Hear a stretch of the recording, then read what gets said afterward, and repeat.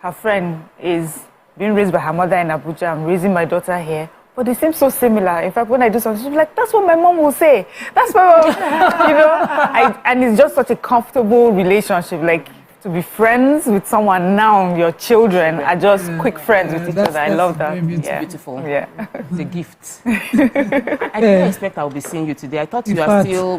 gone on your birthday honeymoon. You know, Mariah had commented somewhere yesterday, and I said, your absence is seriously felt.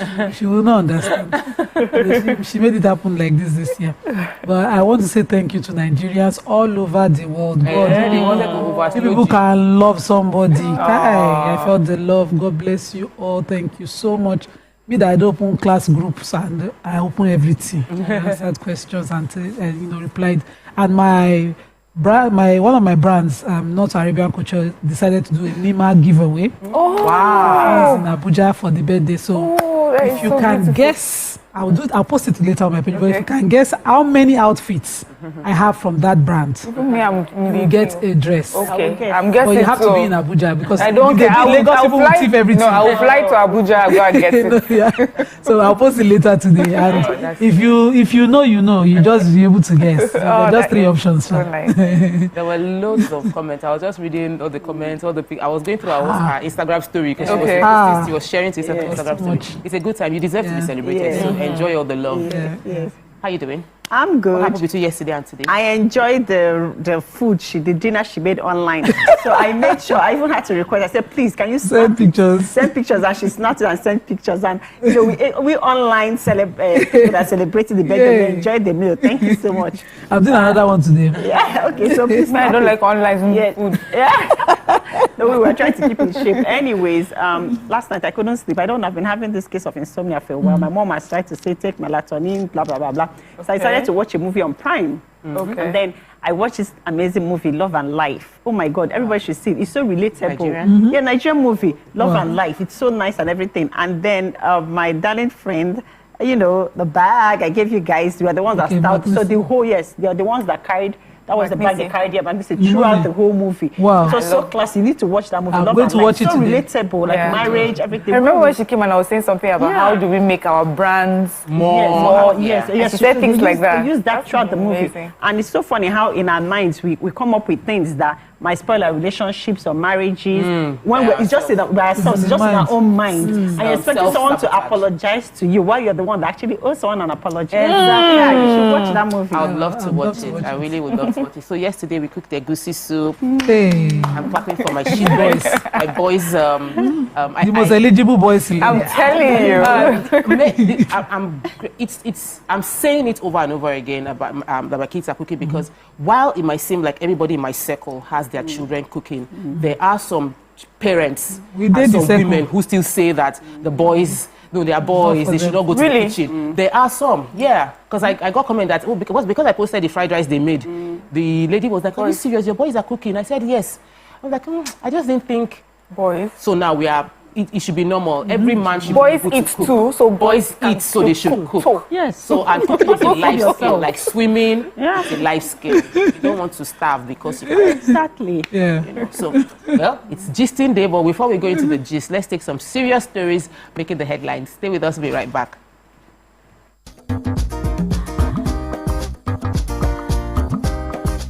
Stay tuned. Your View will be right back.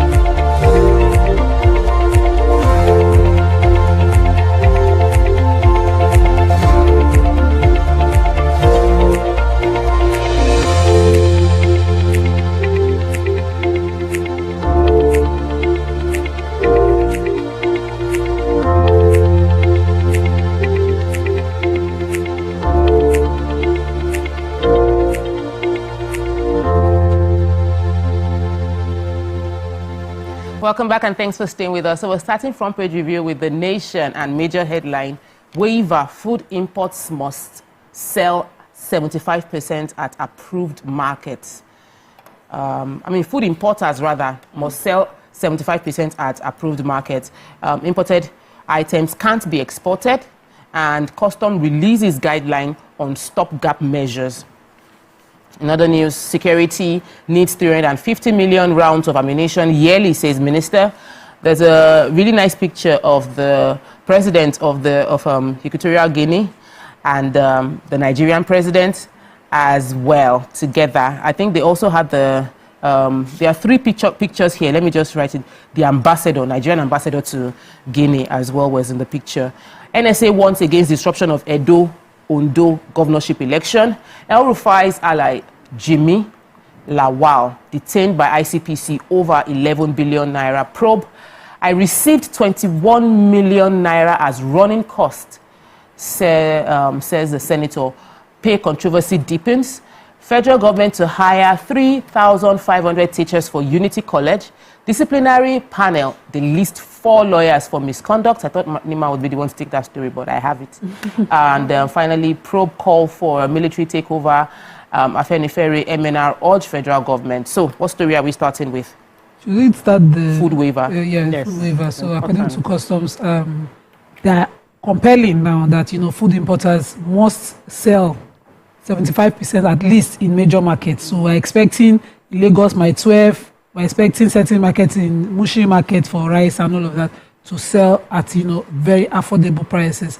They're insisting that food inflation that as released by the Nigerian Bureau of Statistics was over 40% and is a major enabler for the last protests that we have. Those who instigated it all were shouting end to hunger, and so the federal government has decided to waive for a period of time, for 5 months, or 6 months, the import duties on food, and they estimated what they'll be losing according to the custom. 188.4 billion. Oh, wow.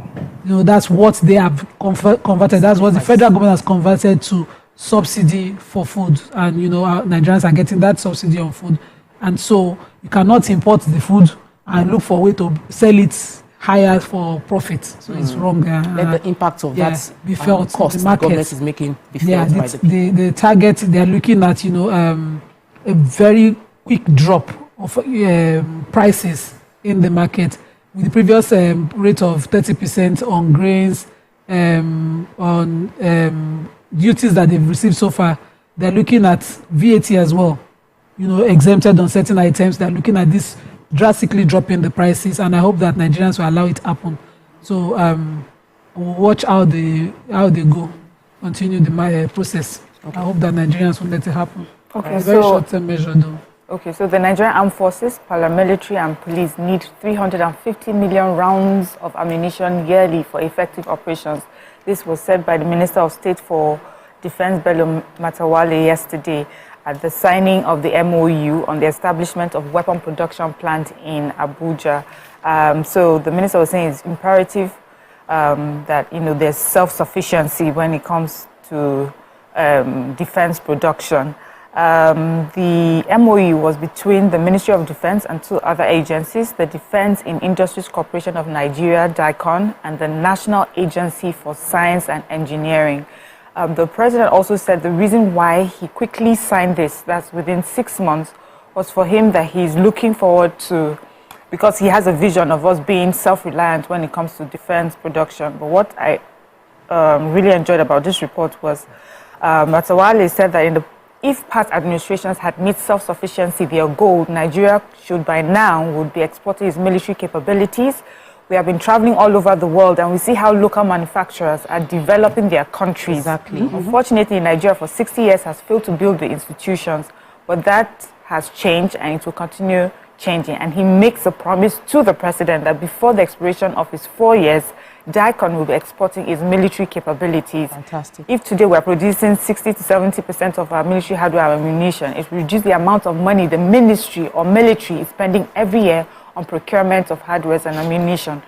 Good conversation, good narrative. I hope that the signing of this MOU means the actualization of this. Really, it will go a long way in helping us, Definitely. you know. Okay, so I have the Minister of State for Education, Dr. Yusuf Sanunu, had said that the federal government will recruit 3,500 teachers for its unity colleges. He said recruitment would improve the country's quality of education.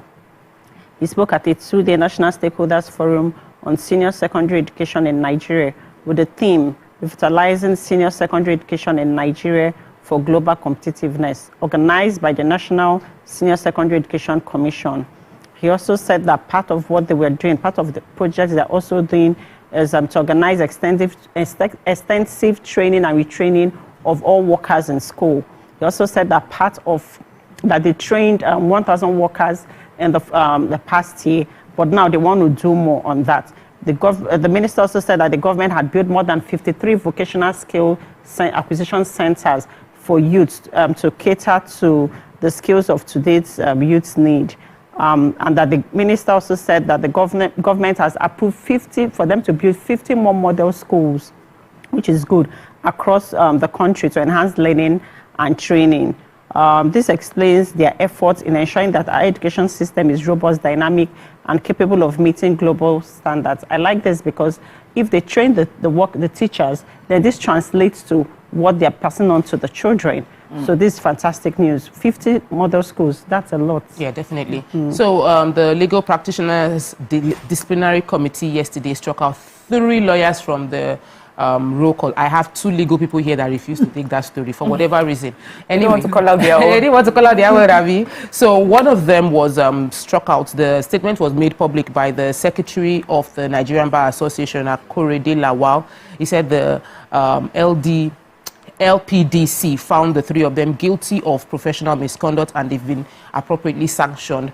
So one of them has been totally he's been ordered to be struck out from the role of legal practitioners, in addition to the fact that he's told to refund 2.3 million naira to the petitioners. Then the other 2, one has been suspended from legal practice for 3 years, another person suspended for legal practice for 2 years before they can be reinstated, and they also asked to refund the money. What the specific petition that was brought up was not mentioned in the story, but I think it's a good thing because this is internal discipline which we need to continue to have. There was a video that went viral yesterday of a lawyer calling out, I think it's in Owerri Court, calling out for the fact that court clerks were impeding the bail that the person has met in asking for bribes. So we should also have this kind of thing happening within the court clerks as well. We'll take a quick break now. When we return, we'll continue with the front page review. Stay with us. We'll be right back.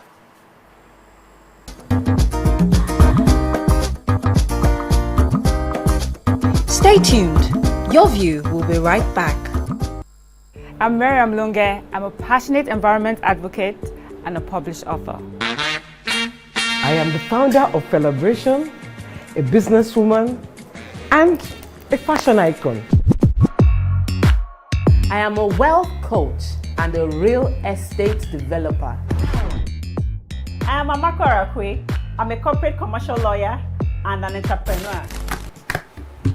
Barkamu da warhaka. I am Ramatu Shehu Oyibo, an entrepreneur and a business coach. I am the voice of an average Muslim woman, an hijabite, and a lawyer. I am a polymath and a serial entrepreneur. I am Murayo Afolabi Brown, Managing Director, TVC Entertainment. I'm a media consultant, producer, and broadcaster. The ladies of Your View are made of women from different professions, tribes, cultures, and religion.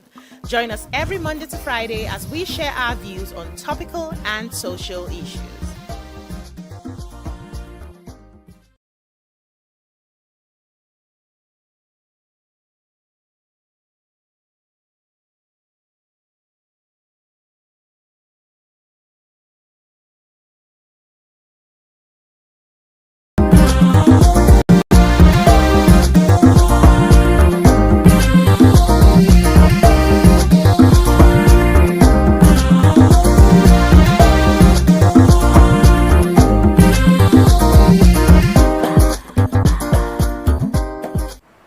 Welcome back and thanks for staying with us. So we'll continue front page review with the Punch major headline. Food crisis, military deploys troops in northwest, southwest farms. Farmers Association, Lord Tinubu said move would boost harvest and tackle insecurity. In other news, power tariff, ASU demands reversal. Varsity's bill jumps by 300%. EFCC detains NACON chair, recovers 314,998 Saudi riyal. Prices skyrocket as petrol scarcity bites harder. Marketers blame supply shortage. NNPC keeps mum. In other news, 149 Nigerian repatriated from Niger. Federal government inaugurates panel for Naira-based crude oil sale. Motorists lament traffic snarl as Julius Berger resumes work on Lagos, the Long Bridge, that's Lagos-Ibadan Expressway Long Bridge. And minor stabs kill 2 siblings remanded in Ekiti juvenile home. Who has that story? I do. The minor, he's a 12-year-old boy. Oh my God. And he stabbed 2 siblings and he's been remanded in a juvenile home. He has stabbed these brothers one in the hand, the other in the shoulder. Anyway, he was brought to court. I took the story hoping it was taken from like the human interest angle, but it's really about the court proceedings. He's been taken to court, remanded in a juvenile home. The lawyer was asking if he could be please released on bail, and then the court also asked for adjournment so that they can, put their case together. It's really a sad story, all around. When you have a child like that commit something like this, this will involve just much more than remanding him in, a correctional facility. It would include this, yes. So it will include finding out where he's from, what circumstances he's growing up in at home, those sort of things. I just hope that, this, thankfully, nobody died, so that is good. But then I hope that this is resolved in such a manner that this boy also gets help. But thankfully also the victims, nobody lost their lives and they get the treatment they need. All right. Okay. So I have the executive chairman of the National Hajj Commission of Nigeria, Jalal Arabi, and the commission's secretary, Abdullahi Kontagora, are currently in the custody of the EFCC for the alleged mismanagement of 90 billion naira. You remember that last week we took this story whereby they were reminded, the EFCC had invited some officials and then they didn't appear and EFCC came to arrest them, but then they met bail. So that's fantastic, right? But then, with the exception of the executive chairman, but right now, the executive chairman and the commission secretary have both been apprehended. And this is because over 314 Saudi riyal was recovered from them. The chairman and some of the officials, they overpaid themselves the stipulated amount they were supposed to take for the trip. The chairman was entitled to 15,929 Saudi riyal, but he got 50,000. Three commissioners who were meant to take 15,929 each received 40,000. And then the secretary got 30,000 instead of 14,336. They overpaid themselves, right? And then the director and chief of staff received 30,000 instead of 12,550. Yes, that they were entitled to. So the anti-graft agency said that they grilled them for hours, and then they've recovered that money. And that a document which was signed by their correspondent revealed that over 8 million cash withdrawal out of the 90 billion released by the federal government to the commission is yet to be accounted for. That's a lot of money by NACON. So the investigation is still ongoing. At least now we see where the small money where it disappeared to. We need to know where the remaining has gone. So I have the major headline excitedly. Of course, the federal government, the president is bent on tackling this our 40.87% food inflation. So according to the Punch, the IG of police has announced that police will now patrol farms to boost farmers' confidence. Also, the Director of Defense Media Operations, Major General of the Army, Major General Edward Buba, has announced that troops will now be deployed to northwest and north central farms to prevent bandits from disturbing the farmers during this harvest season. And so they are to ensure that there will be bumper harvest. You know that this year the rate of the numbers of farmers killed across the country was 332 as compared to the previous year of 128. And so we cannot continue to risk, farmers being afraid of going to their farms. This, of course, will lead to scarcity of food, and they're doing everything possible to ensure that it is curbed. I like the news, and farmers, along with myself, like a farmer, were excited about it. I hope the results. Emila, you're not a farmer. Rice matcha.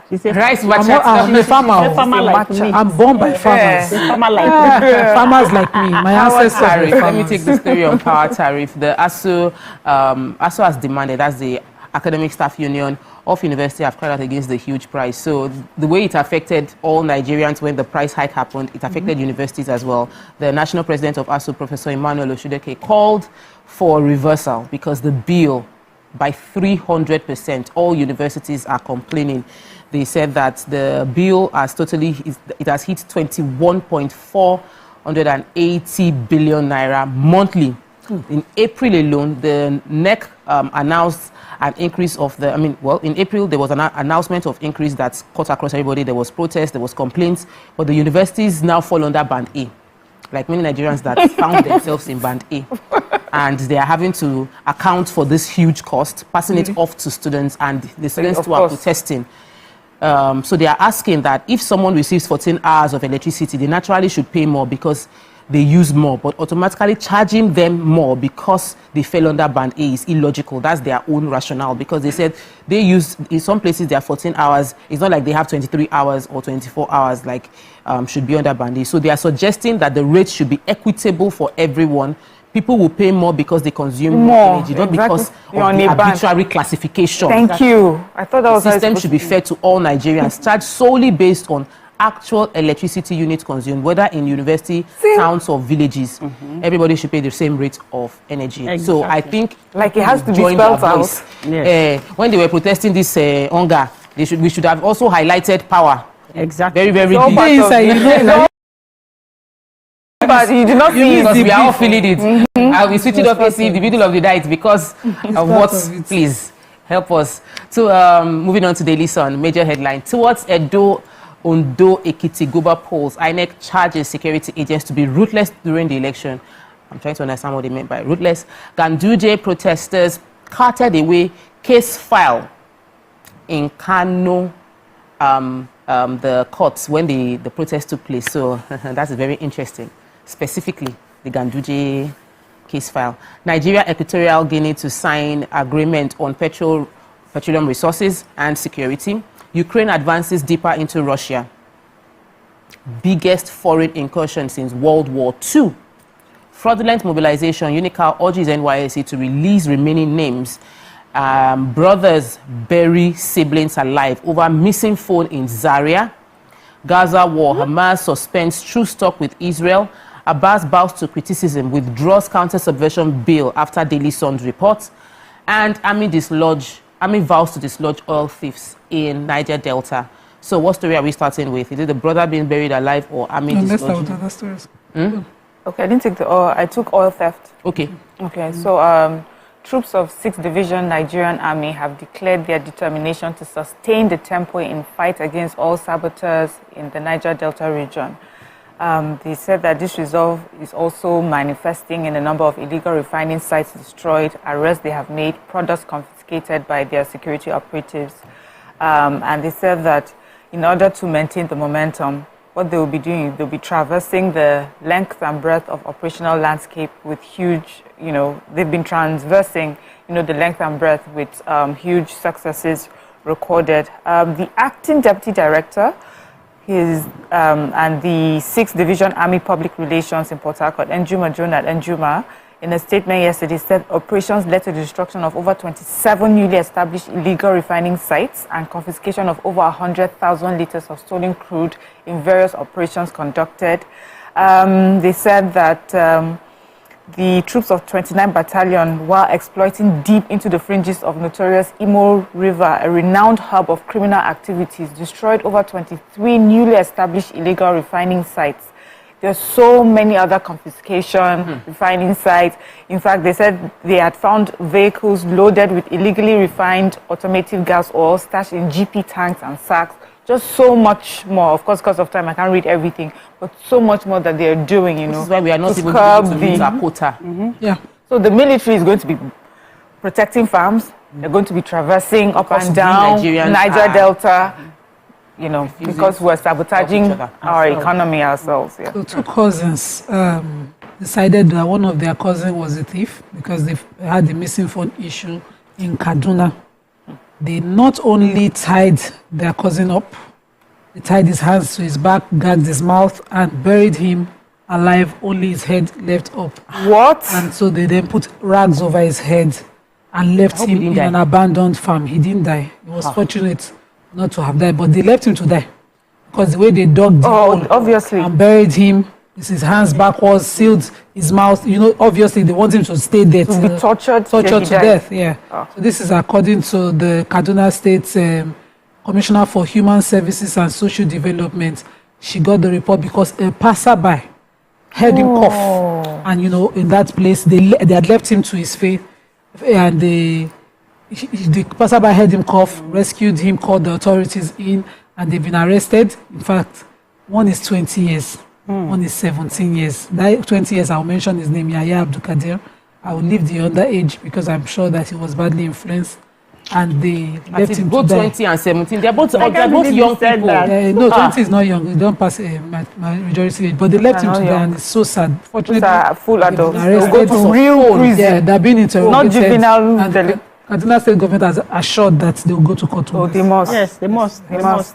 Yeah, so I have the University of Calabar, UNICAL, has urged the National Youth Service Corps, NYSC, to release names of the remaining 85 former students who indulged in fraudulent mobilization for the scheme. The people have mind, though. The registrar, Mr. Gabriel Egbe, said in a statement in Calabar that the institution uncovered the fraudulent act and alerted the NYSC. Unfortunately, they said that the NYSC took immediate action and then unmasked the remaining and unmasked 93%. They took immediate action against 93%, but they are urging them to still unmask the remaining 85%. They also reported, when they did that, they also sent communication to the Independent Corrupt Practices and Other Related Offences Commission and established a full investigative committee. They also reported to the Federal Ministry of Education and National Universities Commission. He also said that none of the names involved in the scandal were found in universities' records as graduates, and that such names were never uploaded by any department into the NYSC portal. So that somebody, because they're trying to hold Mr. Obi Endurance, the person, the man that imputes data entry into the NYSC portal, because they're wondering how they found out that 11 different times there was unauthorized access into the NYSC portal. That made this 178 people to have access to be part of the scheme. So this is good because if they have not graduated from school, they don't have certificates, they are forging certificates. How are they, starting with the NYSC being part of it? That's wrong. We really don't even have much time. I wanted to take the story of the Kano State, where Governor Yusuf alleged that, Governor Yusuf is saying that the case file has been taken away from the court during the vandalism that say Ganduje's Yes, he said Ganduje's case file and every other person involved in the case they took it out of the court. Then he did a statement to say that he has urged the youth to desist from being used by distractors to engage in violence. You don't have soft copy. Because the case, I don't understand it, it's only that copy. This is let me just take the major headline in Vanguard as we round off. Hurdles ahead of CNG vehicles rollout. I feel so bad about that because we've celebrated it so well that this is going to be a good way to reduce cost of living. Federal government zero duty grains import terminates December 31 from customs. We've taken action against Simon Ekpa, says secessionist activity. Finish, government says, and anger greets rep speakers withdrawal of counter subversion bill. We also have the outrage at Senator Sumaila says he earns 21 million naira monthly. Others say it's mom. Yeah. So the CNG is not a bad thing if they are hurdles. Hurdles just show us that, you know, things need to be sorted out. But the story is basically that many mechanics don't even know what CNG is. We said it now when the man came, he explained that they would have to train. So they're saying that we're about to roll out, but obviously we don't have enough people that have been trained yet. Wow. That's what we can take on front page review for today. When we return, we have a sponsored segment from Roland. Stay with us, we'll be right back.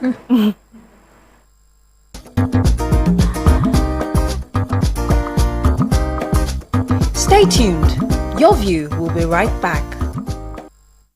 Ladies and gentlemen, make welcome pioneer Positive Force member, dancing queen of the 80s, non-conformist, Afrobeat historian in her right, and long-standing member of the multiple award-winning all-female show Your View, Omoyeni Yeni Anipulapo Kuti, aka YK Power!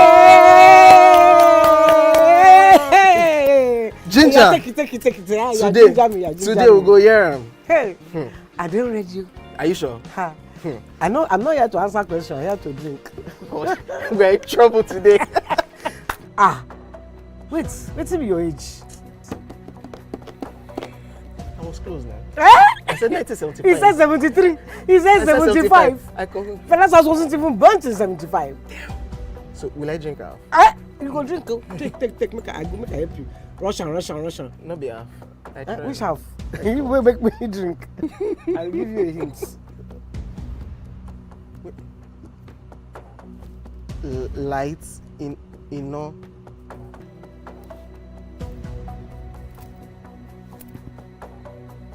Nepa Road. Nepa Road in Abeokuta. First of all, my brain cannot memorize everything. A big black bug. A big black dog. Bug. A big black bug. Oh, sorry. A big. It don't start. Ọmọ fẹlá. Ọmọ Aníkúlá Pókùtì. Wọ́n rò pé kí ni kékeré yìí. It's by Audison, it's not by Audison.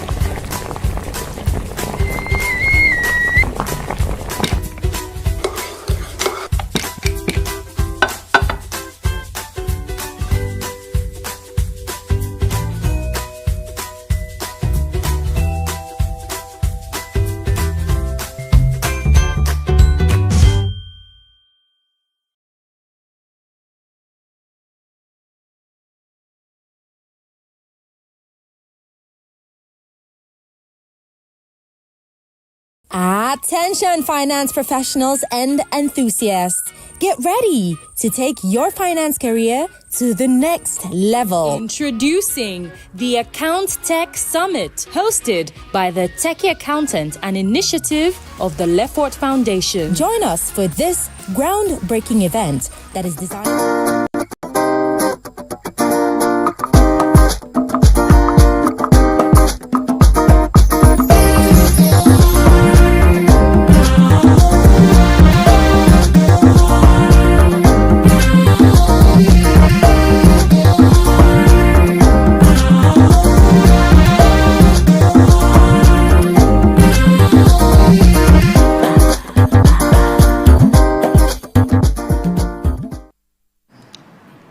Welcome back and thanks for staying with us. Joining us on the show today is the head business strategy Roland Properties and Allied Services, Oladotun Olaoye. He's a friend of the house. He will be speaking on the Top Grand Farm Estate in the sponsored segment. So, we'll, of course, we have heard you say this a few times, but between your last time and now that you're here, we'd like to know what feedbacks you've received from those who are already keyed into Top Grant Estate Scheme and how that scheme has impacted on them so far. Thank you very much. I'm happy that you said that you've heard.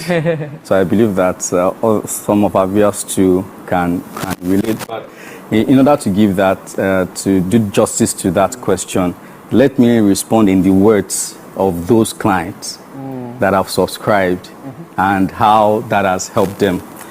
Can I just do that? So this is not me speaking. I'm quoting. It's your money. I'm quoting them. So one said, Top Grant Farm Estate has made land ownership accessible and affordable for me.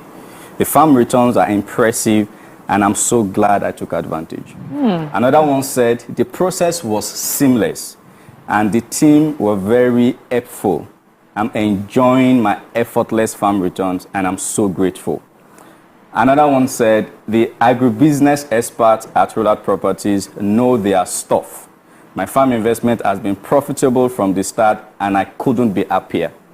You know, one said, he said, I've already recommended Top Grant Farm Estate to my friends and family. It's a unique opportunity to build wealth. And another said, I love that I can own land and earn a steady income at the same time. The team at Rollard Properties handles everything, and I get to enjoy the benefits.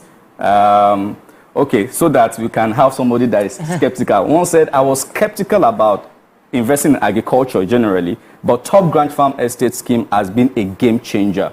The returns are impressive and the process is stress-free.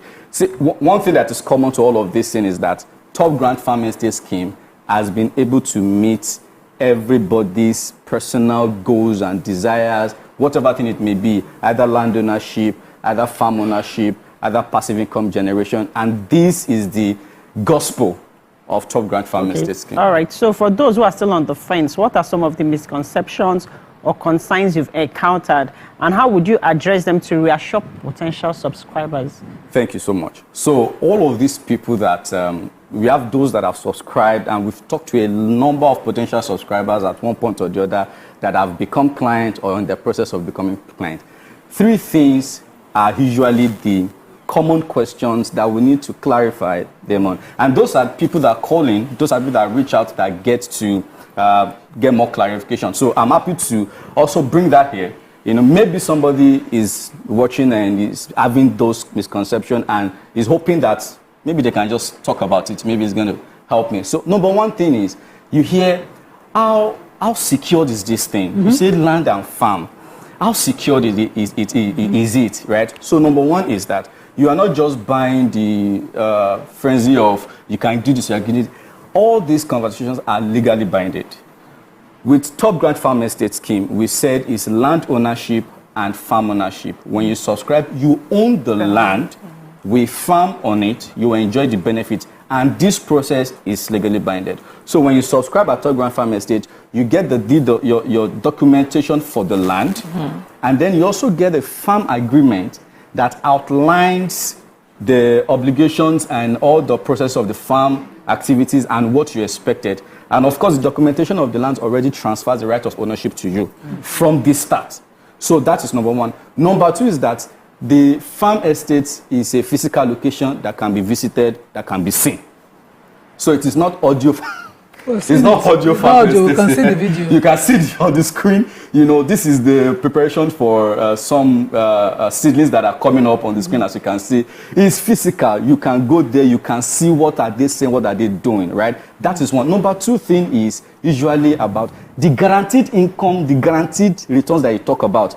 How guaranteed is it? Because you said, when I buy 1 acre for 2.4 million naira, I'm guaranteed 400,000 naira per year. They want to know. So the key is in the well thought out farm management practices, from planting to harvesting and even to sale of the produce. So you saw somebody talk about the agribusiness experts, that they know what they are doing. Indeed, they know what they are doing, because the scheme is designed to be efficient and profitable. All right? It's designed to be efficient and profitable. And let me also add, this is not our first rodeo. This is the 5th farm scheme that is that we are doing. So we have history of those that have enjoyed this scheme in times past, and they can testify to that. So you can be sure that the scheme is designed to be effortless, to be efficient and profitable. And lastly, are there no hidden costs? You say 2.4. If I pay this 2.4 million naira for 1 acre, is it not that after I pay, you now say, now that I have paid, now you now pay this money, no hidden cost. With us at Roller Properties and Allied Services Limited, what you see is what you get. When you pay the 2.4 million naira for an acre or whatever thing you pay, it consists already of the cost of land and the cost of farming. So there's no other money that you are required to pay. The only thing you are expecting is your bank alert sounding, your phone sounding. So what was this percentage of the returns, the guaranteed returns? What is it? So there are different cadres. So when you buy 1 acre at Top Grand Farm Estate that is currently selling for 2.4 million naira, you expect a guaranteed yearly income of 400,000 naira for the next 3 years.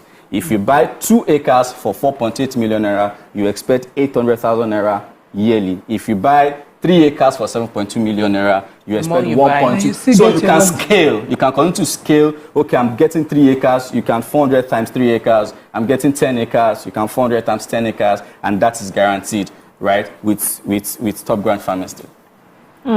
So somebody right now may have thought about investing but hasn't invested, dragging their feet. What would you say to them concerning investing right now, and why is right now the best time to do it? Okay, thank you. There's this saying that the best time to plant a tree was 20 years ago. Yeah. That the next best time is now. So that you are listening to it now, that you want to take advantage now, you are also, this is your best time. Even better is that there is a 15% discount off for those that are taking advantage between now and end of the month. And what I want you to do now is to visit www.rolloutproperties.com/Top Grand, as you can see on the screen. Now, when you get to this page, click on Get Started. When you click on Get Started, decide how many acres you want to buy and go to checkout. Just use this coupon code, Top Grand 15%. At your checkout, and you can apply the 50%. This is one of the best. This is the best thing that you can do now. This is the best time to get advantage of all of this is that we are saying. You can, which means that you can right now get a discount off on multiple purchase. So we brought this in for people that wants to do 5 acres, 6 acres, that wants to key heavily into division, and we want to how can you even do that affordably? So visit the website. It's seamless. You can do this yourself right now on the phone, get your receipt, get everything without any human interaction. However, if you need to talk to any of our officers, to guide you, you can call the numbers on your screen, and they can guide you through, and then you can get started today. Top Grand 15% is the coupon code. www.rolloutproperties.com/Top Grand is where to begin. It's where to start. Thank you so much. It's always interesting to have you here. I think you've already concluded. They can call the number, they can get the coupon, and get involved with what you are promoting. So that's what we can take on this segment. When we return, we have the number right there. The number right there. So call that number if you're interested. We'll take a quick break. When we return, we'll go into the hot topic for today. Stay with us. We'll be right back. Attention, finance professionals and enthusiasts. Get ready to take your finance career to the next level. Introducing the Account Tech Summit, hosted by the Techie Accountant, an initiative of the Lefort Foundation. Join us for this groundbreaking event that is designed to revolutionize the finance industry and empower finance professionals in the digital age. Over 6 years, we've graduated over 1,000 professionals. Don't miss your chance to be part of this transformative experience taking place on August 15, 2024. at the prestigious 4 Points by Sheraton, Plot 910, Block 2, Oniru Chieftaincy Estate, Victoria Island, Lagos. Join finance professionals, entrepreneurs, policymakers, and more on a day of immersive learning, networking, and innovation. Register now and join us at the forefront.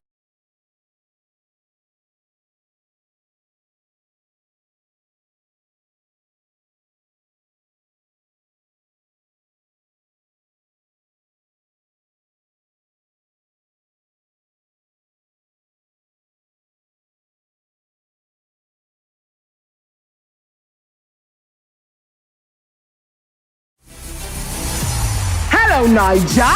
The time is right because the prize is right here. Be a part of our turbocharged studio audience for a chance to win amazing and mouth-watering prizes on The Price is Right. Visit www.thepriceisright.ng or The Price is Right on social media for more details on how to participate. Registration is open to all Nigerians 18 years and above. Come on down, Niger. It's about time. The Price is Right is proudly brought to you by Smart Cash powered by Airtel.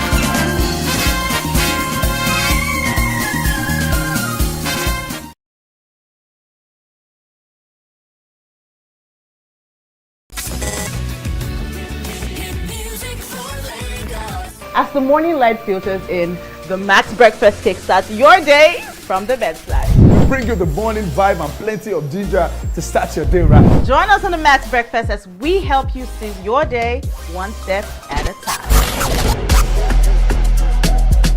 On Max Hits, we've got the ultimate playlist for you. We give you back-to-back. And all the biggest news from the world of entertainment, only on Max Hits. Area, waiting the apple, waiting the shop. Tune into our award-winning waiting the 102.3 Max FM. Lagos, Nigeria, you're welcome to the Max Drive. Whether you're there for inside motor, you're there for inside traffic, we're there for you with a Max Drive. You know what it is. It's the Max House Party. King Dion, DJ Charlie Shee. Let's go! 102.3 Max FM. Hit music for Lagos.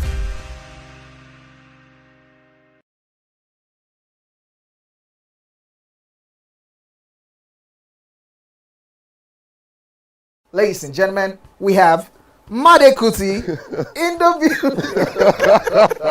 It's still 7 of 7, and we've been doing a whole lot of protesting. The only thing that remains is just to carry placard. It's about 5 of 7, to be honest, because ask your question. I have so much to speak about once we finish. We'll not give you the time because it's 7 of 7. I will make the time now. He said he will not ask questions about science.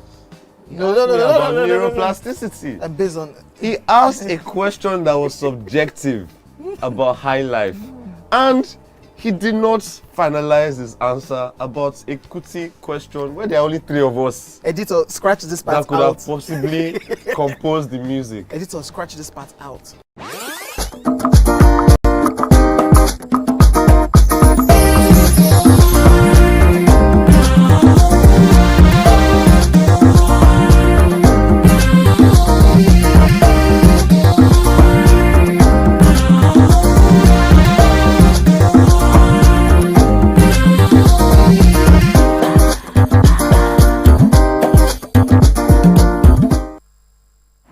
Welcome back and thanks for staying with us. An incident of alleged rape has been reported in Alakoko, Lagos, where a 14-year-old girl was reportedly raped by the son of her landlord. The incident occurred 2 days ago, according to an anonymous ex-user who tweeted and shared the video of the victim. The anonymous poster added that the family confronted the landlord about the incident and he dismissed their concern, saying nothing would happen. However, the police are alleging that the victim's parents are not willing to aid the investigation. What are your thoughts on this? Join the conversation by calling us on 0810-764-1679, or you can tweet to us or use hashtag YourViewTVC, or you can send your comments on, we use X now. Yes. We're also heavy on YouTube, so put in the comments on YouTube. Somebody here will read it. Power, money, poverty, taking advantage of someone. There are many things that usually causes rape, but having the comment saying that the landlord was saying nothing would happen is something that, it's not a new statement. We've heard this several times. I will do it and nothing will happen. What do you think when you first saw this video? Of course, it's heartbreaking. What was your opinion? Okay, so for me, first off, I wish it was not her picture or her video that was making the rounds. I would like to see in cases of rape where the perpetrator's picture is the one that people would see than the victim, but no problem. It's because we're headed somewhere, and I hope that she gets the justice that she deserves. So, landlord said nothing will happen. That's one thing. But to also hear that the parents are not willing to pursue the case is my problem here. And maybe that's why the landlord has that assurance, or he's confident that nothing will happen. As you know, in our society, usually a victim like that is often blamed for being in a situation that she could have, I don't know, for whatever reason, we find a way to blame a little girl or the person that has been raped. And also, parents, in order to protect the child, think the best thing is to keep quiet and not further, aggravate issues by insisting on justice, because they feel that would mean people will get to see her face, people will know what has happened to her. Even if she gets justice, she'll still be pointed out as the child or the one that was raped. And people, for some reason, will judge a person that was raped, like there'll be consequences for being raped.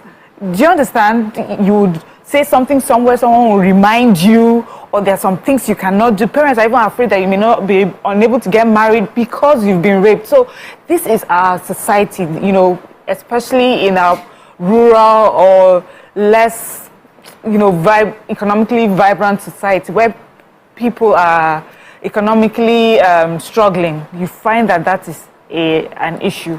So someone like the landlord would fall under, will be comfortable knowing that in protecting this person, nothing will be done to the perpetrator. The only thing I hope is the police follow this up properly, the court case, and then she gets justice. And then this will send a message, to all of us, to everyone, that this is unacceptable. But also, next time when we're putting videos of victims, let's remember to do it with some dignity, with some pictures, blur their faces or whatever. I didn't really notice her face though, but I know that. Well, she was there. You could see her. She's the one that is being touted and shown all around. I would like to have seen the picture of the perpetrator being shown about. Yes, this is the boy that raped a 14-year-old girl. And her father exactly. So there's a way we also tell this story. We tell the story of the 14-year-old that was raped. We don't talk about the person that did, the perpetrator that did it. So we have to also, media or all of us, in telling these stories, let's remember to put the blame where it's meant to be. Let's stop further victimizing someone that has gone through an issue like that. So true. On the legal, I have two legal people here, but can the police, what is the police giving excuses, or do they really need the support of the parents to prosecute the case? She's 14, but the police don't need permission as a state to carry out any prosecution. They have reported to the police. The girl, I hope that particular day they had, the rape kits available and the samples taken. Whether the parents have settled, because not this tradition of we've settled at home. They'll say they'll come and say forgive, and the parents say we are forgiving. Such nonsense. I hope that all of those things did not happen, but that cannot impede the progress of such a prosecution. As long as they have the samples, and in these days that we have all the records, this person should be prosecuted and his data put in the sexual offenders register, so that people will know how to act and behave around such a person is extremely important. Amaka, what was your opinion? Yes, so for starters, this is really sad. Because your home is supposed to be your sanctuary, and then when something happens within the home system, it's it's really bad, because most times when things happen, it's not within your control. Maybe you went somewhere, you went to visit somebody, they would say, oh, why did you go there? But this is your home, your comfort zone. So I feel sad about that.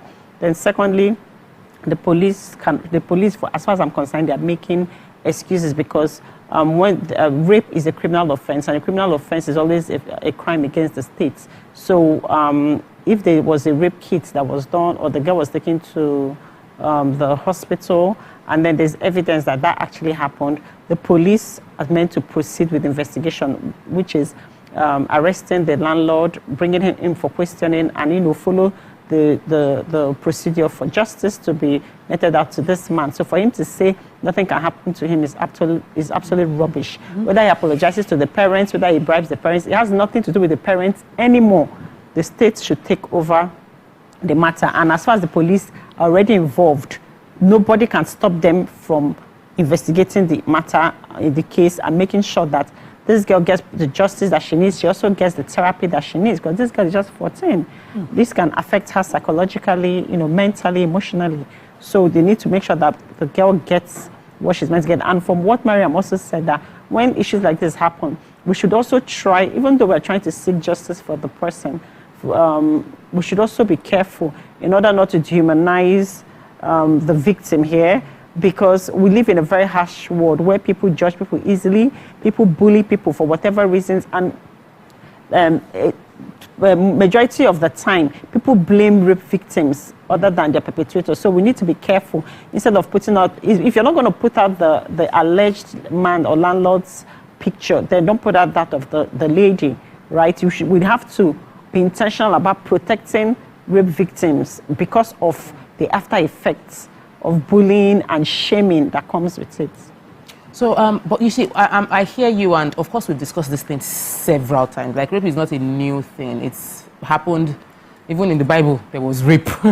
But I want us to dig further into what you mentioned, because this seems to be more prevalent within poverty, areas where poverty happens. What's the connection between rape and poverty, and how can we, even as we are struggling to deal with the lifting people out of poverty, still protect these innocent people from being raped? Rape and poverty. It seems to happen more in those areas than. I think it happens. I think in the eyebrow area, you can easily just if you can't try it or something like that. No, I think they're different. No, I don't think. I think rape can happen anywhere, but I think for me, maybe the question would have been how we deal with rape. Yes, the rape victims. How we deal with the rape situation in different socioeconomic groups. If you are more empowered economically, it's easier to have access to justice. It's easier to be able to insist on getting justice. You are willing to pay whatever price. Do you understand? But if you are poor, there's the cost of pursuing justice sometimes. Yes, they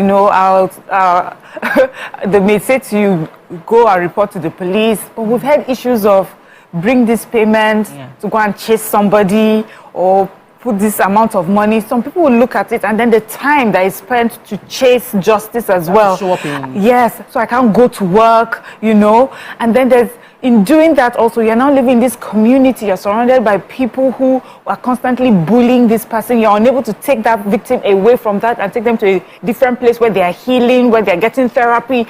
So when you put all that together, you're thinking, it costs me more to insist that my child gets justice. I think the best I can do for her, I've seen that happen, is either we forget that ever happened, whatever compensation, in fact, when you get compensation, that's even a good case. Whatever compensation we can get from the other family, we'll use that, and move on. Or two, you find that they move away from the area. That's the best they can do for their child. They completely move away from the area so that the child can start afresh somewhere.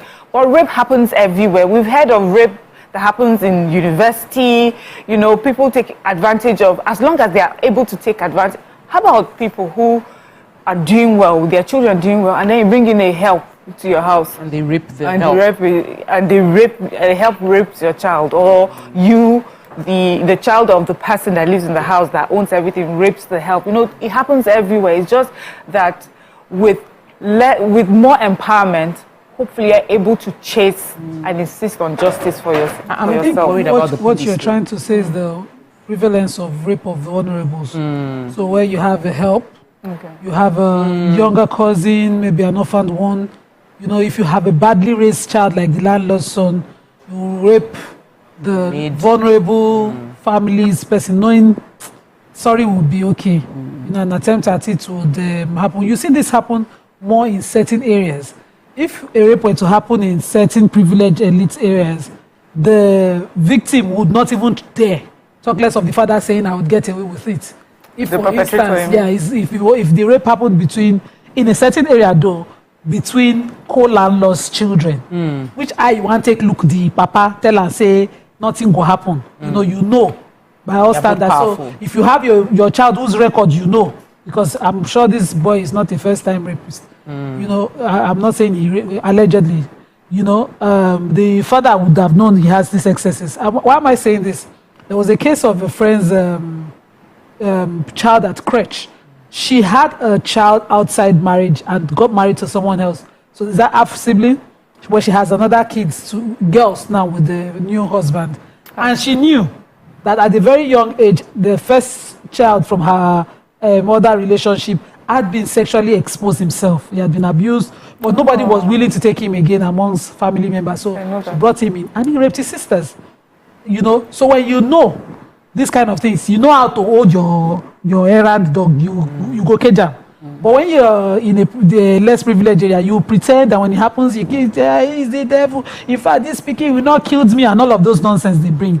So we see the prevalence and the style of it in certain areas. In fact, I had a relative who had a rape attempt. The younger girl came from school and said to my family member that, my certain boy in this school had asked me to sit on his legs. And then he put his hand under my dress. I did not hear sorry. We will not hear sorry. We reported it. And I reported it as sexual abuse. And the boy's father dared to beg my relative. I put him on speaker and told him, I don't care where your area is. You don't beg these kind of things off. And I made sure that boy was arrested. So there's a style to it you see in certain places. If you lived in Amaka's neighborhood, for instance, you will know how to cage your child. So you will see these things in my neighborhood where a person and the parents will be the ones saying, well, we are tired, we don't want to, we see those things happen. So you've highlighted 2 things that are very important. One you alluded to. The second is very, very key, the begging. When rape cases happen, we hear a lot of, he's a small boy. Devil. Do you want him to go to prison? They've apologized. They would beg. And sort of that begging leads to like a settlement that then, let's just kill this case. And the second, which is correlating to this, is when it is important to report so that we can avoid repeat offenders. Because in most cases, rape is not a one-off. Someone who has gotten away with it once or twice will continue to do it over and over again. So begging, reporting, is it wickedness to not to accept the begging and say that you want to report this compulsorily? And how do you handle when you are a tenant and you still have to be in that environment and you're trying to protect other children from falling victim to this same offender? Okay, so let me answer your question coming from the perspective or the angle of exposure, right? You find out that when you expose your kids, when your kids are exposed to certain things or certain environments, they're more susceptible to either crime, peer pressure, influence, right? So now you're talking about the poverty areas, people that live in face me, I face you, and stuff. So you find out that if they have to queue up, for example, to take their shower, right? Or you have to tie your towel or wrapper and go outside to take a shower. Someone is seeing you and they're looking at your body and stuff. So the percentage or probability of you being more exposed is there. And you might be taking a shower whereby your parents have gone to work and you're alone, and someone can just grab you either inside there or to and fro. So the exposure level is more. Or where so many people are living in the same compound, kids come out to play together, anything can happen. As opposed to people that live, hybrid areas where people live, it's contained. So now you have to deal with house helps, you have to deal with brothers and sisters and cousins. Do you understand? So there's a regulation. But rape happens everywhere. A rapist is a rapist, regardless of whether you're poor, you're rich. Is a dysfunctional state of the mind. Is a mental, So yes, and then when you talk about begging, what are you begging for? Is it the devil that did it or not do it? A crime has been committed. You violated somebody's personal space without their consent. There's no begging there. In fact, the more you beg, the more offended we should even get. if you rape somebody or you kill somebody, you should be able to stand and say, okay, I did this, and then I'm ready to bear the consequence, to show remorse for what I did. That will make better sense to me, that I'm willing to take whatever punishment that is meted to me to show that I'm going to be better, than saying that they should forgive you and then you walk away scot-free. That's a no-no. That's not even a topic. That's not even a conversation, in fact. Like, we don't beg. We're always begging. Kelechi, welcome to the show. We have a caller. Welcome to the show, Kelechi. How are you doing? Mr. Tokwe, good morning. Good morning. I like this of the thing is very sellable. I said I love this your smiling lifestyle. It's very sellable. Okay, you didn't hear me? Yes, I didn't hear you. But I can hear you now. Okay, let's continue. See, I want to give you some complaints. I want to quickly say something. Number one, please, in this program, I want to give a complaint to you. Please take this complaint to your producer. Oh, wow. Okay. Please kindly, I don't know what happened. We couldn't get the complaint, but you can send it to us via email. We have our email, yourview@tvccommunications.tv. Send your complaints via email. It will be addressed. We appreciate every feedback we get. I was going to go into the aspect of it is not rape, but it is abuse. So you know that what the story Nima shared, you can't go take a rape kit to discuss that somebody was put on the lap. But that child that was put on the lap was abused. So there are some cases that are not like, oh, there was penetration, it was rape. But the child is molested, but there was no. How do we deal with those kind of cases? Because it's like, but she cannot get pregnant. It did not really do. But the psychological trauma that you have put that child into, especially when we're dealing with minors. Let's not even talk about rape in marriage. We'll go there. Because right now, in Nigeria, we don't even have anything called rape in marriage. But let's even talk about how to protect these minors who might not be raped in the definition of rape. Because there's a definition for rape before you can go to court, but they have been abused. So we have laws and we don't even know. Under the criminal code, I think when it became the ACJL, we advanced more in our definition of what rape would be. But we have a perfect definition under this law that you all covered, enforced by NAPTIP.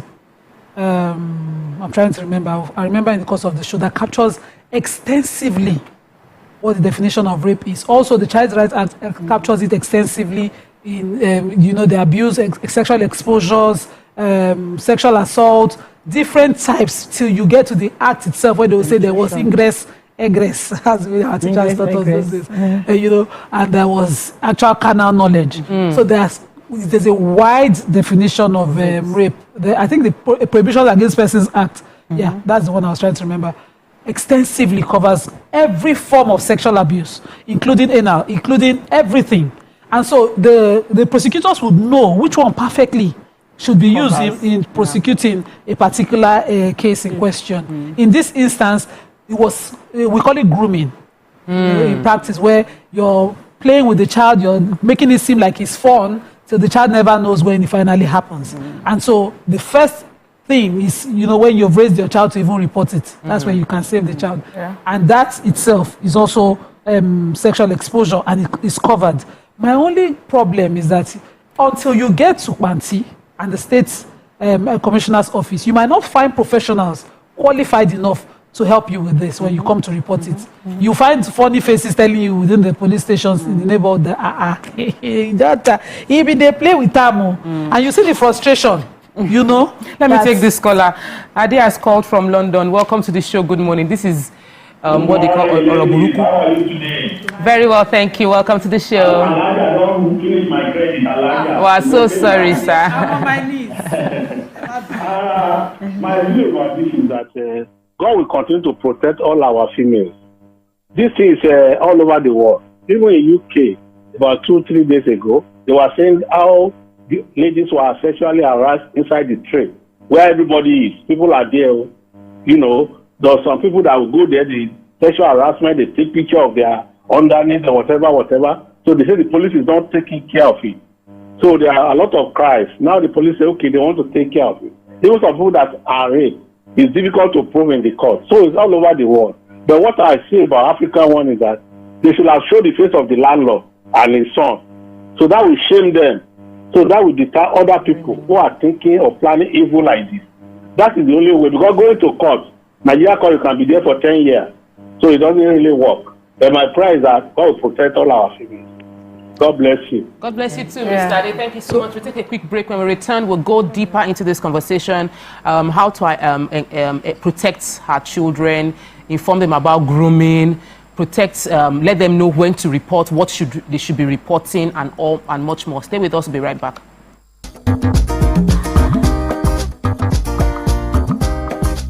Stay tuned. Your View will be right back. Welcome to Pure Entertainment. What would you like to order from our menu today? We have the regular. So let me go and look for my jammies. My 280 was 320. I suppose don't be one medical. At this point, I contest my jammies. I want to close the show. I can go. I can. That's all we can take. Ejeki, close the show, you for that long. Ladies and gentlemen, #1 unavailable by Davido featuring Musa Keys. We also have today's chef special. Yo, shine, shine, shine, shiny, yeah. Say recap done, and it's time for #1 on the countdown. One of Nigeria's hottest artists right now. His name is Rema, and this one is called Charm. Kick it.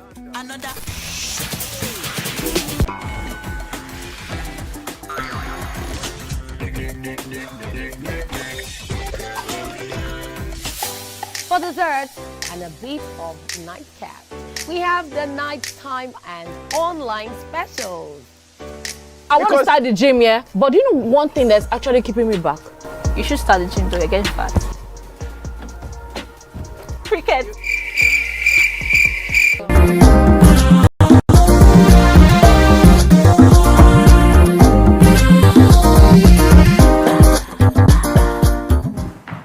Welcome back and thanks for staying with us. Honestly, this conversation is something that I heard my parents talk about. They say, Oroburuku, it's not something to laugh about. We shouldn't be, it's not a smiley situation because while we can always talk about the importance of going to court, prosecuting the case, like Nima said, which is the reality in Nigeria, is many times you get to the police station to say, oh, somebody touched my child or somebody abused this person. The response you would get would make you feel discouraged about pursuing it. You might just say, well, let me leave justice to God, which is a very common saying, that God is the judge of all.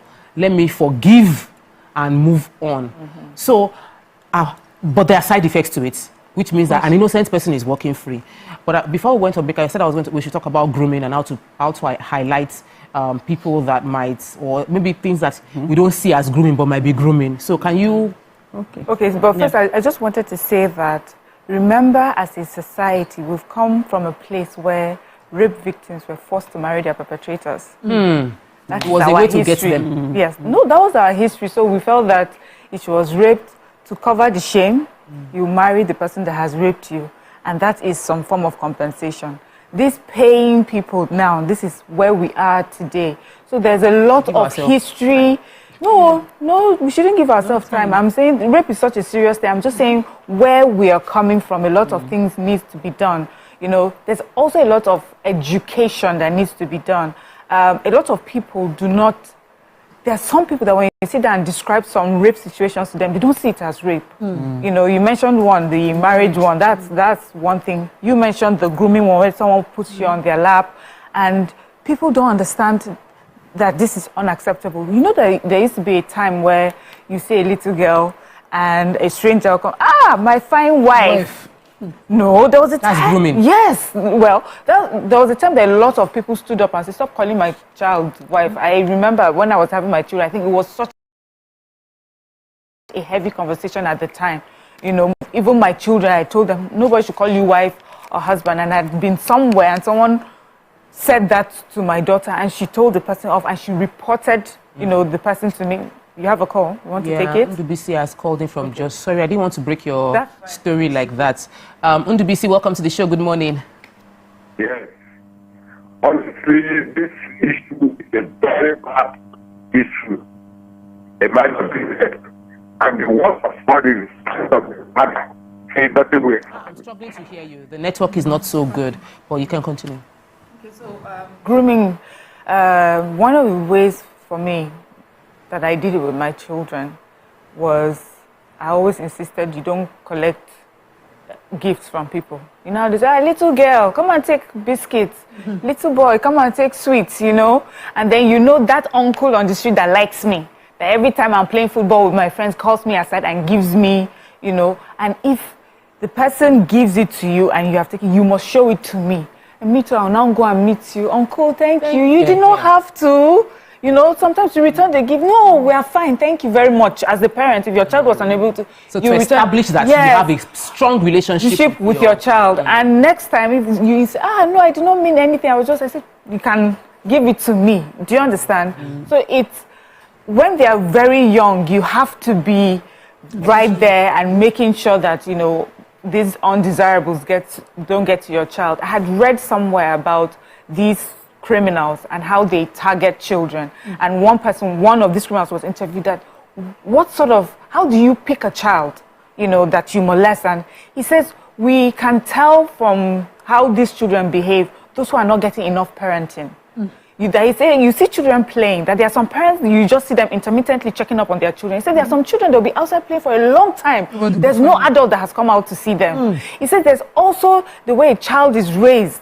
You know, when you reach out to talk to them, you know that they'll be taught at home not to speak to people they don't know or ask questions. Or prepare. Yes, but you have other children that just go with you. So they said that they sit down and watch how a child behaves, and they know that there are some things that they can get away with. There's really not a parent there that will make a fuss or would notice anything. So what makes grooming happen for a long time till it turns to proper rape is that you're able to get away with it for so long. The parent does not notice for a long time until then the big deal happens. So when it comes to little children, a lot of work has to be done by parents. A lot of supervision has to be done. Ask your children questions.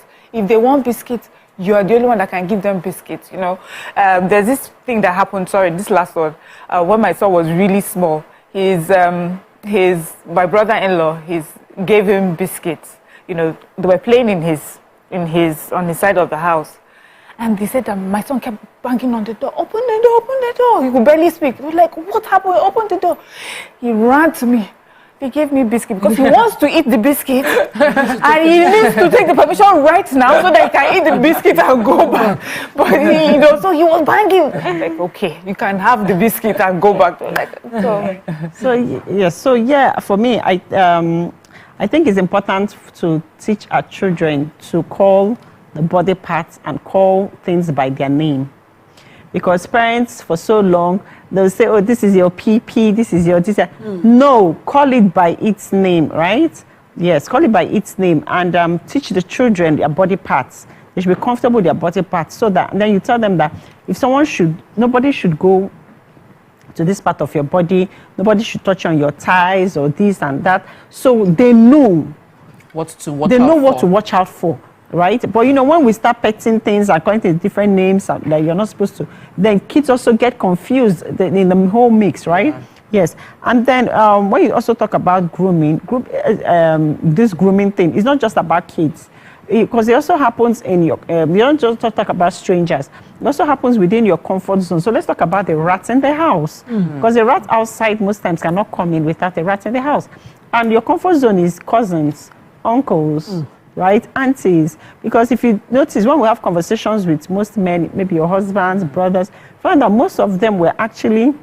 Only for the men. Most of them were not disvirgined properly. They were either molested by helps or certain things happened, or aunties, or their mothers, friends, or things really happened to them that they can't talk about. And then because of maybe the way the male body is wired, their mindset is totally different, but they have all the stuff. So when you speak to men, almost 80% of them have the same story. Forced introduction. Yes, so those things were rape, those things were grooming, those things were assaults, right? Regardless of how we want to see it. And most times those things affect them psychologically and how the relationships they have with partners or with women or men later in the future. We like Nigerians, we all need therapy, but we don't know. We need to, we need to start speaking up. For so many things, it cuts across, like a lot is going on. And then like I had a situation where I went to the salon. This was in Port Harcourt. I recounted the same story just last week when my brother was around and we're out with friends and we're talking about things like this. And I said, this is something that can never leave my mind. Because I went to the salon to get my hair done and then to get my eyelashes done. And then you're supposed to there's like a bed, like a reclining chair where you have to lie down. And then this guy, there's a public space, and they now told me that they go to, there's a room where they do the lashes. Most salons, they'll tell you that they have a private room where, and then I'm wondering, but I'm enjoying the conversations happening in the salon. They said that they have to take me to the private place. So I went there, and this guy was reclining, and then he was rubbing on me. Yeah? Wow. Yeah. You know that kind of thing, that something is happening to you, and then you're wondering in your mind, like I said, is this now lashes make you push? No, you're wondering, maybe I'm overthinking. Maybe it's my see. You need to teach your children, you're not overthinking. If you think it, once you're not comfortable, it is what you think it is. And then I kept saying, okay, then I'll move myself, and then you can take your call, and then I'll come back. Yes, you can take your call out. So let's not keep the call. Engineer Yemi, welcome to the show. Good morning. My sister, God bless all of you. Amen. This topic, very interesting topic. I have two girls. Hello? We can hear you. You're live. I have two girls. I'm a widower, and they are twins. But you see, the way I nurtured them, I never get in a house help in my house. No house help. I keep training them on my own. They have their room. I have my own room. But each day I discuss with them, I used to tell them that whatever in your life you do, make sure you tell me. Whatever it is, make sure you call me. If anybody harass you, tell me. If anybody talk to you, tell me. And you see, the issue of rape, Yoruba proverb used to say, call more regularly for me. So you have to start nurturing them, training them, telling them that you don't hug your uncle. Yeah, I tell them, don't hug your uncle. Don't ask your uncle for anything. And in the situation where you ask him, tell me. If you tell me, since you have told me that you are asking your uncle for ABC, the only thing they ask for is data. They don't ask you for money. They don't ask you for anything. And we leave alone. But if anything like rape comes up, if either you blame yourself, which we don't pray for it. That's the thing. I want all of you to watch that film, Time to Kill. If you watch that, you know what rape is. Rape is dreadful to all of these children. We need to make sure it doesn't happen anymore. The father and the son, like what the other guy said, they need to put their pictures on the paper, newspaper, to tell everybody that this is what they did. I'm telling you out of reality that thing could make that girl to disturb her for the rest of her life. Because it's not something you want. It's not something you want. And you see, our police officers in Lagos, in Nigeria, they would never get justice for you. By the time the landlord gives them money, the case is closed. It's all about money. So you need... Engineer Yemi, that's your opinion. We have some, I'm sure that there are amazing police officers who also go out of their way to fight for justice, even for those that without any financial incentive. Of course, I know that there are a few bad elements, but majority would actually take up the cases. We just need to pray that we find such people when if we are in challenges. We have another caller. Okudili there. Okay, Okudili is out. So you were saying yes. So if you feel it, you just say it. So I know when they're doing your lashes now, your eyes are closed, right? And then I kept noticing that I would move, this person would come closer to me, and then I just said, no, this is not comfortable. Yeah, this not, and I started shouting, and then I came out, I started shouting, and then I brought down the place. Yeah, I brought down the place because this has traumatized me, because it's in my head, you know, that kind of thing, like as in, you know, most times people don't understand that the simple things that they might think they do, it gets into your subconscious, and this is like over 10 years. And I brought down the salon, and they now told me, I called for the manager, everything, and they said that This is not the first time he has done that. Yes. And then there's some women encourage it. So what we need when we talk about rape, we also need to talk about the aspect where people also encourage, where people when they start, that's a different topic. Because it's what boosts their confidence to want to keep trying. Nobody the nonsense. Encourages. It's crazy. No, it's different. There's consent. Consensual is different. It's terrible. You can consent to a violent intimacy. Yes. That is different from rape. Rape is that you want to do. Yes. When they are not doing. Yeah. Went ahead And so I made sure the guy was fired and everything because like for me it's a no. Like how dare you do that? Yeah. So one of the things I noticed was when you were saying this grooming and the fact that they study the children to know which is more vulnerable. A lot of times children girls, especially for women, girls that don't have a good relationship with their father are more vulnerable. Statistically, it's out there. You can if you want to check it. People that do not have a good relationship with a father figure or not having that fatherly love, they say they are more vulnerable. And there's a grooming technique of asking if you know. Do you know that if I touch you here, it will be nice? Do you know? You know when she said, call it the right name? Oh, what do you call it? You call it PP? No. Do you know that's not the name? So they come to you like, we are trying to educate you. You don't know much. I want to, I'm more experienced. I want to give you more insight. I want to let you know what is going on. Do you know that you can make every man? When I see you, my body is shaking. As a full-grown man like this, my body will just start shaking. And the girl starts feeling a sense of power. It's grooming, and sometimes grooming can take as much as 2 years. They will be working until they feel like, okay, I can get into... They are very patient. Yes, what I want to do. So we owe it to our children. Open up the channel of conversation. Communication is powerful. Preemptive communication, all the techniques that can be used. As we are telling you on the show today, you go and sit down and discuss it with them. Because the last time we discussed something like this, I went back home and instituted, I don't want to see anybody naked in my house again because I have boys hostel, but it doesn't mean that I should now allow the freedom that goes on. As I used to run around my house naked too because I'm an only child. I just run, just quickly want to go and pick something. And I didn't see anything wrong until I became full grown and I was hearing stories around. And I said, well, I thankfully, I had a very sheltered home. And I wanted to give my children that same freedom of being a child. They can run to my room. They say they want to take the cream from my room and they are naked and they run back. But after the show, I realized they might be able to do it in my house and it's okay. But if I don't set the boundaries, they might go to my in-laws' house or go to somebody else because they're used to doing it in innocence. They will just do that running around and they're exposing themselves. So after this, I had a conversation with them. This is a platform for learning. The things we're saying, have those conversations with the children, your neighbors, anybody you know that you care about, discuss it with them because the more we talk about it, the better we are going to be able to deal with this situation when it arises. Mariam, you want to say something? Or Nima? I thought Nima. Okay, so there's a very bad outcome of grooming that I handled in 2016.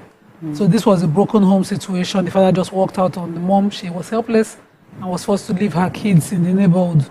So she would leave them to themselves, 2 girls. And today, one of them is HIV positive. Oh my God. The other one is into drugs.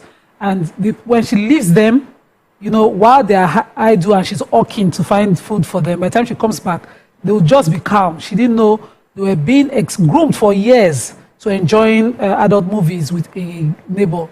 And after a few years, they grew into the entire activity. The one that was talking to me before we found out the other one was HIV positive. She said she cannot do a second without it. So if she doesn't find somebody asking her for sex, she would go out and offer it to someone. So it can be extremely damaging of a person. These are not things that we take with levity. Because we are educating people, I would like to share some of this. These girls can't function normally. The one that had HIV didn't even know. She had ended up with someone with HIV and decided, okay, let's just marry here. And so, imagine a life like that where the person now becomes totally helpless, destroyed, can't have value to life. It's not good.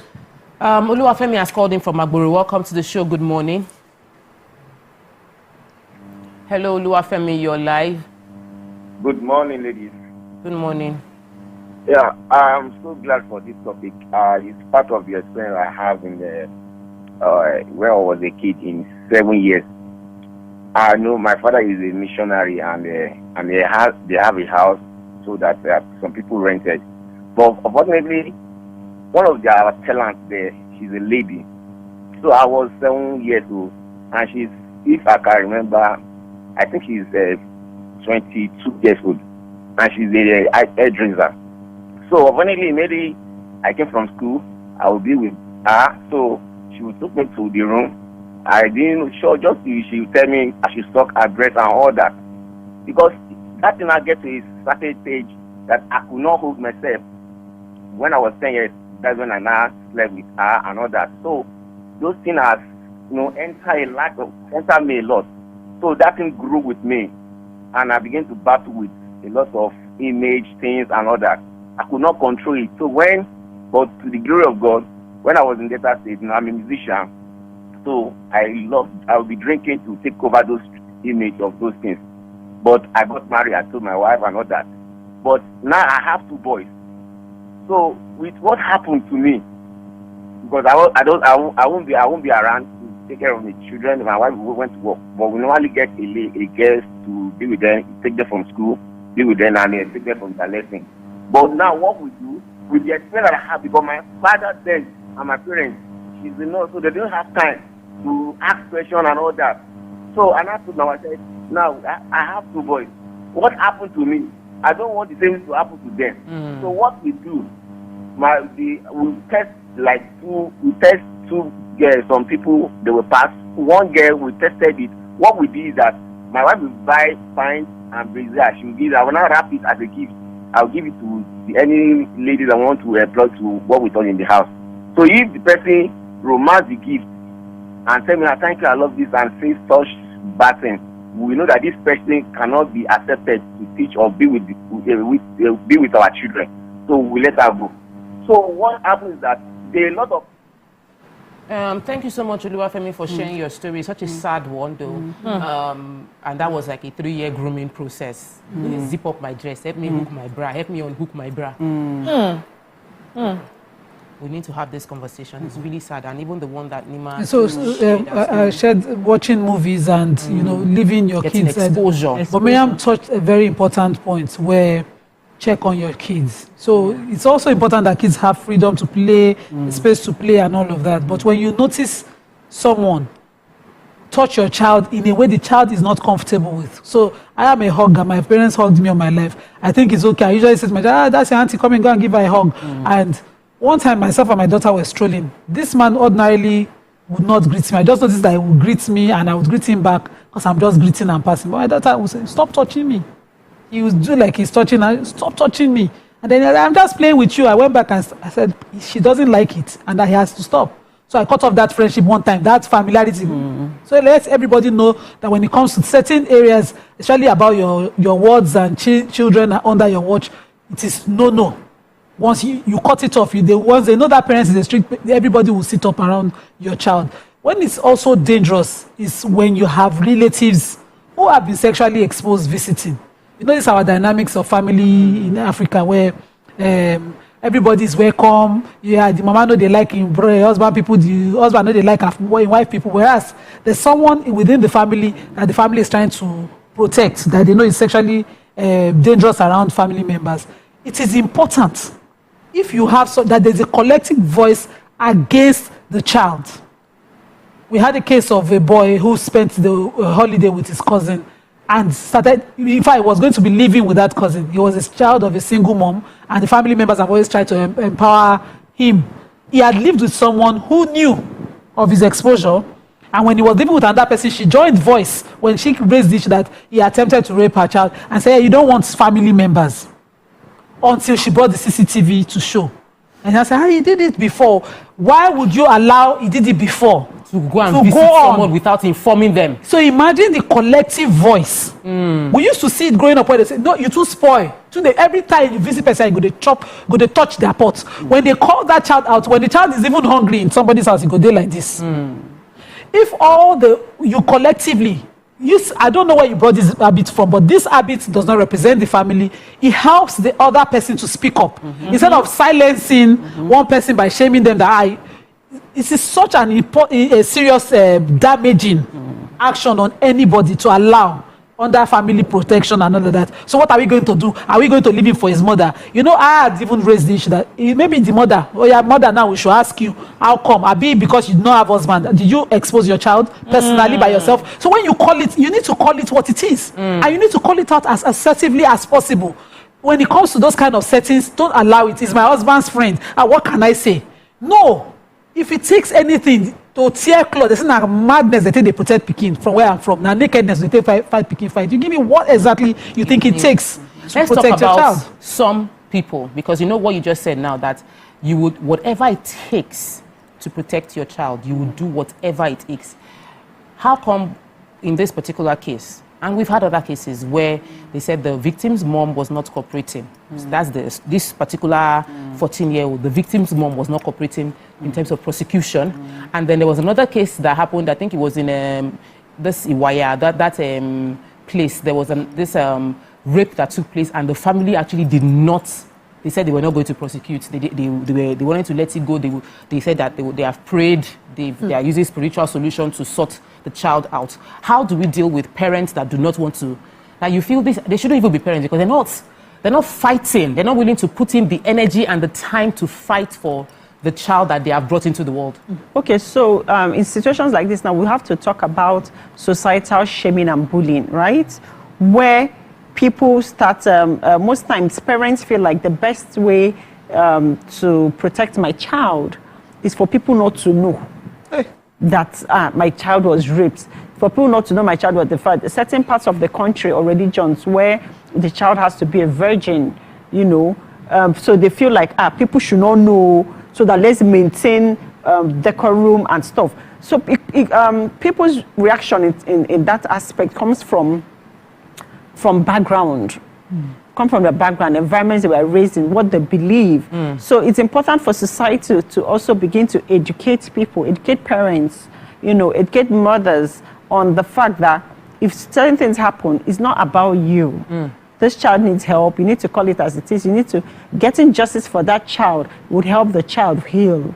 You understand? Yeah. And then because most time people want to protect family names. Yeah. Like what? Yeah, family names. Then the problem to people around you to gossiping and talking about it. You find out that this kid will go to school and other kids are discovering that conversation because of what they heard their parents discuss at home. They now make the child the topic. They now make the child the topic. So, you know, it spirals. So the parents of victims need to take responsibility. We too, as individuals and human beings too, also have to take responsibility. And also teaching our kids that when something happens to another person, it might not be you, but then this is how you should give empathy. This is what you should do. This should be your reaction. You should be kind. You should be nicer. You know, it's not just about this, as in rape victims. How about their friends, their schoolmates?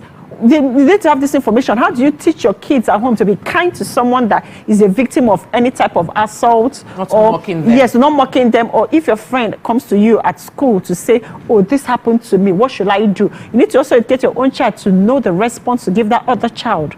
Moving to, you know, to move with it or to say, okay, let's go and report to the teacher. Let's, you know, it's a collective responsibility, not just of the victim, yes, but even of parents and the society at large. Obviously, with the way Amaka has just explained it, it shows that the parenting has to be done by a parent that's aware, that's educated and exposed to these conversations as well, and understands what it is that is important Why you are and doing how. this. Yes.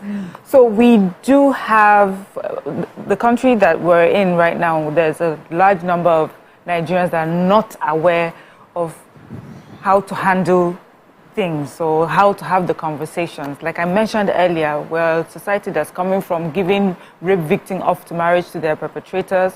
We're a society where some of us are collecting compensation, monetary compensation for behavior that's been done, or coming to call us together and saying, oh, do not do, we're sorry about what has happened, and just for the sake of peace, we move on.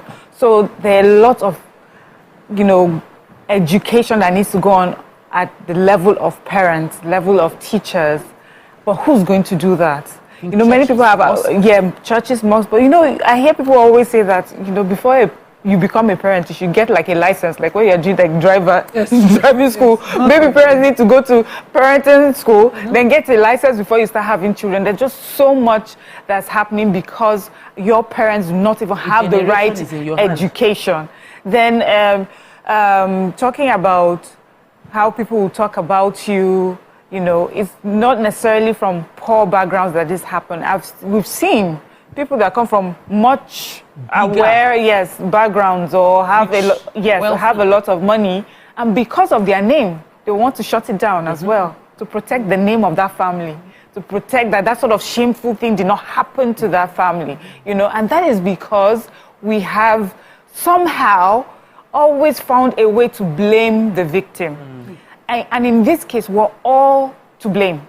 Do you understand? There's not one person that is the reason why people victim shame. Yes, unconsciously we do that. When we talk about it, we ask some questions. How are you wearing? You know, yes, the way she even dresses me, I have to say. Remember when Me Too came out? When a lot of the Me Too movement in America, when a lot of the actresses were complaining, there were some actresses that said, well, why hasn't it ever happened to me? Because I don't even dress like this, I don't dress like that. We miss, in that conversation, we miss what is important. Even comments on social media. Somebody was saying, is it this small bomb that they are raping? Exactly. Somebody wrote that. Can you imagine? Of a 14-year-old girl. Imagine. So for me, what you're saying, the education part is there's a whole work from movies, series, talking about it. But I also feel like, why would family members not want to prosecute a case? Because they don't know the implication of their silence. So the more we know the implication of our silence, the more we are willing to step out and carry the shame. I would rather shame me, but this one, you're not getting away with it. My child will be the last you abuse. Because I would rather be the one that everybody will talk about. Let them face me and the mother. I hear you, but I've heard people say to a parent like that, call her aside or call him aside and say, calm down. Nothing is going to come out of this. You're only going to shame and expose your child more. Take this money, leave this area, and move on. Let's talk about payouts. Lima. No, is it legal to talk about for them to? Of course not. No. But is it if you find out that a rapist transferred money to the survivor and the parent of the survivor, what can the government do? Not this one now that so they can be brought in under enablement because you know they're escaping, they're helping the perpetrator escape by taking fees. By taking fees. So and you know recently there was one state that amended their own ACGL to compel that when parents do that, they also become part of the perpetrator and they'll be prosecuted along. But I wanted to talk about the preachers and the term forgiveness. So when you're looking for that justice, you're supposed to be, they call you toxic, they call you unforgiving, they call you a lot of things. So insist on the right thing being done doesn't mean you're unforgiving. Exactly. No. Successfully in this Lagos state, there was a girl I handled watching brief for, and her mom stood the entire hall, took years, to see to the prosecution, the conviction, and sentencing of her rapist. And when I see her mom today, now that justice has been said, even during trial, she didn't look like someone that was unforgiving. What she just wanted was closure for her daughter. Yes. And as a parent, when you can stand it, at least do it for the victim. Don't let the person be a victim twice. You know, see it through for the sake of the victim. Forgiveness is of you know, that's of the Lord. But there should be, but you will still face the consequences for your actions. You know how important consequences? Consequence is what changes society. Yes. It deters people, and you know, people know that there's something that's going to happen. While we are here, Miriam gave the example of marrying victims to their rapists. It has been enabled in society. I gave the example of family members say, okay, what you come and do to the pikin? As if we go pound and chop. Let there be consequences strong enough that, you know, sends a message. I have read books as a young girl, and I have seen as an adult that cousins rape cousins on holidays when you gather them and throw them anyhow. So a person coming into your space, even though they're family members, if they're not of your family values and you cannot ascertain the grooming of the child, you can say no. And it does not mean you hate the person. Because if the mother is someone that when you say, this pikin, you do something, say, hey, don't judge my pikin. Please, keep your pikin. Yes. Yes, let us keep our pikins. Exactly. Let everybody keep their your house. We will visit you and go back home. Because it is a community that raises a child. And we should be able to say to each person, when there was an attempted rape on me as a young girl, and I came out, I spoke. In fact, I did not tell my mother privately. I was just looking at her. She was having a gist with her friends. We were preparing evening. I was like, You're sitting here and somebody just attempted to rape me. My mom turned back and said, you say waiting. The community of women. And so she went, they said crazy. The women rallied and held her. She ran to the boy's mom, and the boy's mom said, "It's not this one that all our friends are boys." You know, that was the comment she said. And then she went on and on, tried to make it seem like the women immediately said, "You see this Pekin? She can be everything playful, but this Pekin, no, they talk anyhow." And so the women gathered. Collectively, you speak up, or everybody keep their words the way you have raised them. And you know, when society repairs each bad egg, we can eventually have a sane, safe society. We have not even talked about rape of boys, and you mentioned it, but the rape of boys, you know, me as a parent of 2 genders, when I saw the extent of rape of boys and the unreported part of it in Nigeria, fear catch me. I wanted to put my boy in a football academy all these years. All I think about is, if I don't have the time to sit through every training, make it no go. He's been at home with me. Because you don't know.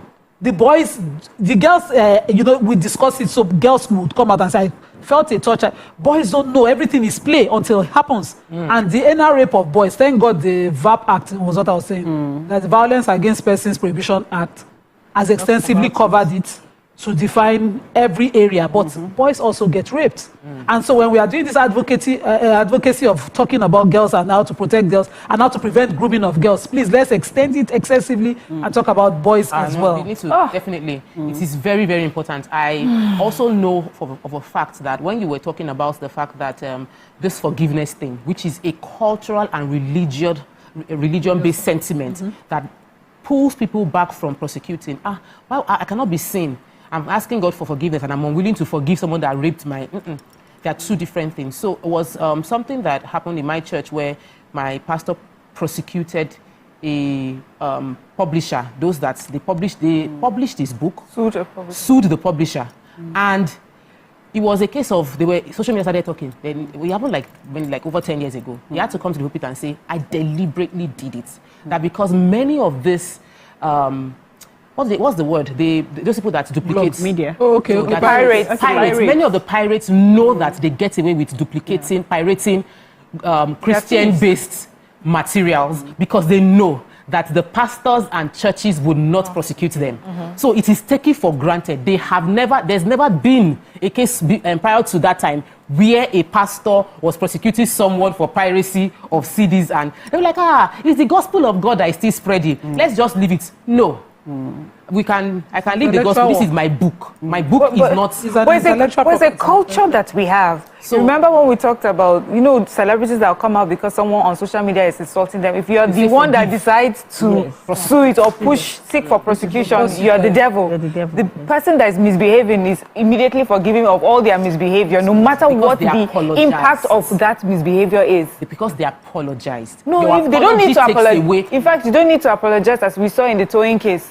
All you have to do is be a celebrity that has the mind to seek prosecution of someone that has done something for daring to do the right thing. So why should we continue to prosecute? Why should we, as a society, we need to support those who take the side of suing these people, because the more we do it, when we support them, we show as a society that we are against this and we don't support it, and then what you don't support would organically reduce within society. We have lots of comments on YouTube, and I think we should take a lot of them. We should take a lot of them. There's a lot being said on YouTube that would help to bring this conversation into conclusion. I have some here. Someone, Folashade says, rape cases should not be swept under the table. Please, parents should be their children's friend for them to tell them what happens when they are when they are not with them. Be your children's friends. Kore says the parents are not parenting. You won't play with the parents. The economy is not smiling. Mom and dad live for daily bread. No time to properly parent and monitor the children. Ajayi Eunice says, I have of my daughter being raped, but I don't have money to fight the case, even go to police. She's even pregnant right now. Oh, Lord. I need help. Case of rape. Please contact me. That's such a sad story. I'm telling you. How do we resolve the issue of funding this? Another valid reason people don't prosecute is because they can't even afford to take the time to go to the police station, The take the cost time of it. from work, take the transportation to go to the police station, because if you're prosecuting a case, you need to show up. Every time they call you, you need to show up, and it costs money. I won't lie to you that if I were to do a rape case report, I would not go to the police station in my neighborhood. Why? Because of experience. So even the one we had to be sent back to Festac to do documenting. I would go straight to Ikeja or Kwanti, because you want to see serious officers who will capture what you're going through well. You don't want to meet someone who will waste your time. And then sometimes you get there, they don't have the kits. The primary health care centers, sometimes they run out. So you would really like that the departments involved in the state ministries have provision. Then there's a blessing in the state we live in presently, in the DSVA. They know they run out of kits there. They have their partnerships, they ensure. But people don't know, even in abuses that happen within, just go. Let somebody incident it. Paper trail has saved women, saved a lot of people. But when you sit down, Talo Magbami, we do that. There's this narrative of, Babi, who will help me. Yes, I've always said it. You are the first person to assert your right.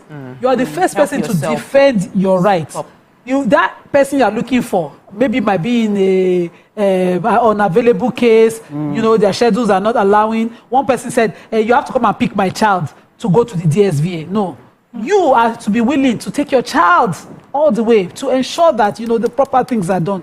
And education is also... Moses Lowell says, just try to dedicate a day to discussing sexual abuses of boys. Today. Oh, boys. And you will be beyond shocked. So many suffered and are suffering abuses. Yeah, so I think we should really dedicate a day to discuss boys, and then people calling in with their experiences.